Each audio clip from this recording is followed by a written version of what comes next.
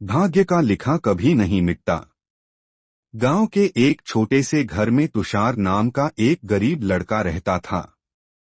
उसकी माँ एक मेहनती औरत थी जो दिन रात दूसरों के घरों में काम करके तुषार को पढ़ाई करवाती थी।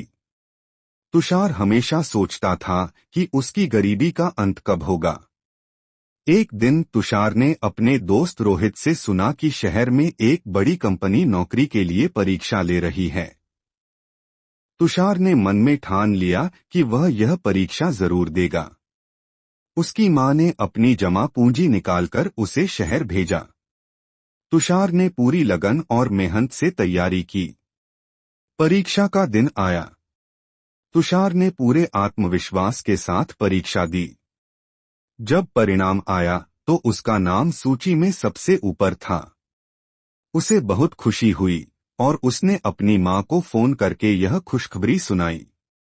लेकिन किस्मत ने उसके साथ एक और खेल खेला। जब वह नौकरी के लिए कंपनी गया तो उसे पता चला कि किसी प्रशासनिक गलती के कारण उसका चयन रद्द कर दिया गया। वह टूट गया और अपनी मां के पास वापस लौट आया।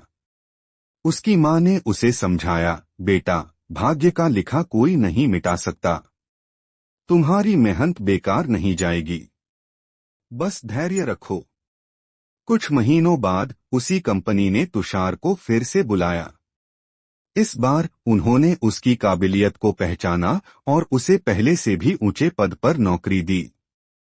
तुषार की मेहनत और विश्वास ने उसे सफलता दिलाई। तुषार ने अपनी मां की बात को हमेशा याद रखा, भाग्य का लिखा कभी नहीं मिटता। तुषार अब शहर में अपनी नई नौकरी करने लगा। उसने न केवल अपनी जिम्मेदारियों को पूरी ईमानदारी और मेहनत से निभाया, बल्कि अपने साथ काम करने वाले लोगों की मदद भी की। कुछ ही समय में उसकी मेहनत और काबिलियत के चर्चे कंपनी के अधिकारियों तक पहुंच गए। कंपनी के मालिक मिस्टर वर्मा तुषार से बहुत प्रभावित हुए। एक दिन उन्होंने तुषार को अपने ऑफिस बुलाया और कहा, तुषार, तुमने बहुत अच्छा काम किया है। मैं चाहता हूं कि तुम हमारे नए प्रोजेक्ट के प्रमुख बनो। यह सुनकर तुषार को अपनी आंखों पर यकीन नहीं हुआ। उसने इस मौके को दोनों हाथों से थाम लिया। इस नए प्रोजेक्ट ने तुषार के जीवन को बदल दिया। उसका काम देश भर में पहचान बना रहा था। एक दिन एक बड़े पुरस्कार समारोह में तुषार को साल के सर्वश्रेष्ठ कर्मचारी का पुरस्कार दिया गया। जब वह मंच पर गया तो उसने अपनी मां को याद करते हुए कहा, यह सब मेरी मां की सीख और विश्वास का नतीजा है। उन्होंने मुझे सिखाया कि भाग्य का लिखा कभी नहीं मिटता, लेकिन हमें अपने कर्मों से उसे सुंदर बनाना होता है। अब तुषार न केवल अपनी मां का घर बना चुका था, बल्कि उसने अपने गांव के कई बच्चों को पढ़ाई के लिए मदद भी करनी शुरू कर दी। वह जानता था कि शिक्षा और मेहनत से इंसान अपनी किस्मत बदल सकता है। तुषार का जीवन एक मिसाल बन गया।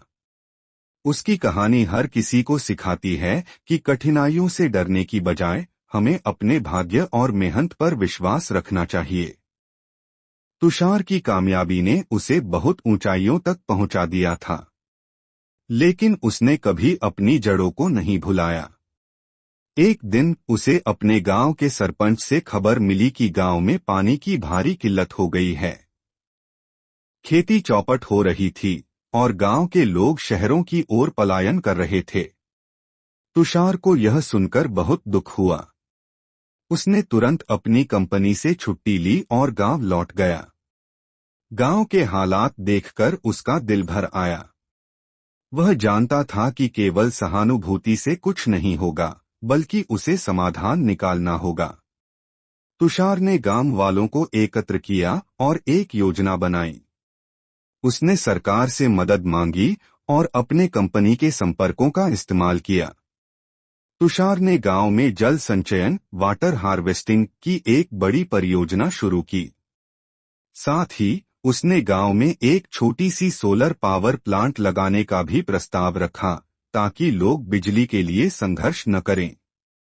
गांव के युवा जो पहले बेरोजगार थे, तुषार की इस परियोजना में शामिल हो गए। उन्होंने अपने गांव को बदलने की ठान ली। कुछ ही महीनों में गांव में जल संचयन के टैंक बन गए, कुएं गहरे कराए गए और सोलर पावर प्लांट लग गया। अब गांव में न पानी की कमी थी, न बिजली की।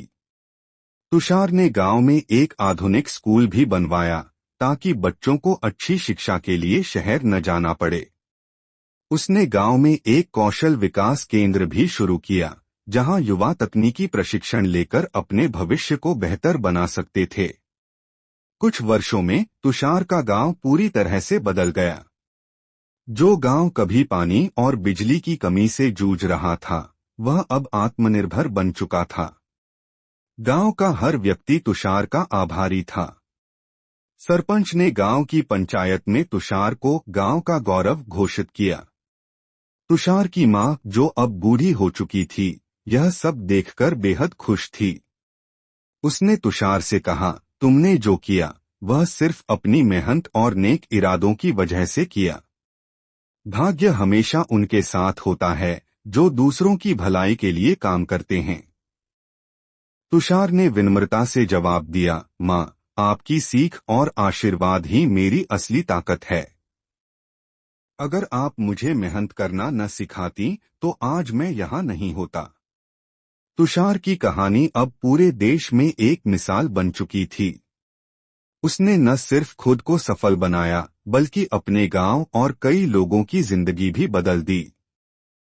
तुषार की कड़ी मेहनत और लगन से गांव की सूरत तो बदल चुकी थी, लेकिन उसकी प्रेरणा की गूंज अब शहरों और दूसरे गांवों तक पहुंचने लगी थी।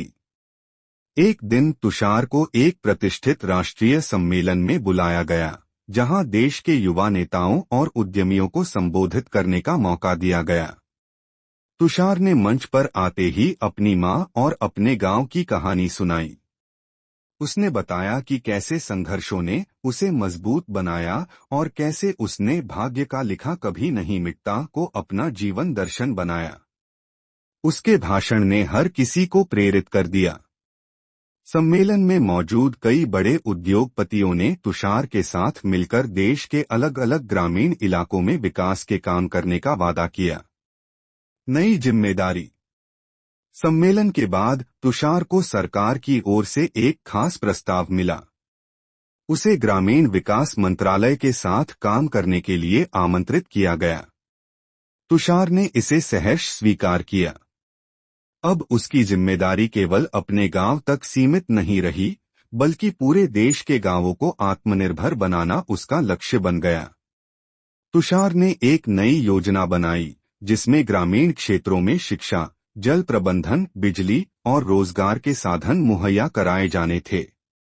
उसने अपनी कंपनी और अन्य संगठनों के सहयोग से इस योजना को पूरे देश में लागू करने की ठानी। तुषार का सपना। इस दौरान तुषार का एक और सपना सामने आया, एक ऐसा भारत जहां हर गांव आत्मनिर्भर हो। उसने सशक्त गांव, सशक्त भारत नामक एक अभियान शुरू किया। इस अभियान के तहत हजारों युवाओं को जोड़ा गया, जो अपने अपने क्षेत्रों में तुषार की तरह काम करने को तैयार थे। कुछ वर्षों में तुषार का यह अभियान देश भर में एक आंदोलन बन गया। जिन गांवों में पहले गरीबी और अशिक्षा थी, वहां अब समृद्धि और जागरूकता थी। तुषार ने यह साबित कर दिया कि अगर सही दिशा में प्रयास किए जाएं, तो किसी भी बाधा को पार किया जा सकता है। जीवन का सार। एक दिन एक युवा पत्रकार ने तुषार से पूछा, आपने इतनी सफलता हासिल की, लेकिन कभी घमंड क्यों नहीं हुआ? तुषार मुस्कुराते हुए बोला, क्योंकि मेरी मां ने मुझे सिखाया है कि सफलता का असली अर्थ दूसरों की भलाई में है। अगर मैं अपनी उपलब्धियों पर घमंड करूं, तो मेरी मेहनत का अर्थ ही खो जाएगा। अंतिम मोड़। तुषार की मां, जो हमेशा उसके हर कदम पर साथ थीं, अब वृद्ध हो चुकी थीं। एक दिन उन्होंने तुषार से कहा, बेटा, मैंने अपना सपना तुम्हारे जरिए पूरा होते देखा है। अब मैं शांत हूं। कुछ समय बाद उनकी मृत्यु हो गई। तुषार ने अपनी मां की अंतिम इच्छा के अनुसार गांव में एक बड़ा पुस्तकालय बनवाया, जिसे मां का आशीर्वाद नाम दिया गया।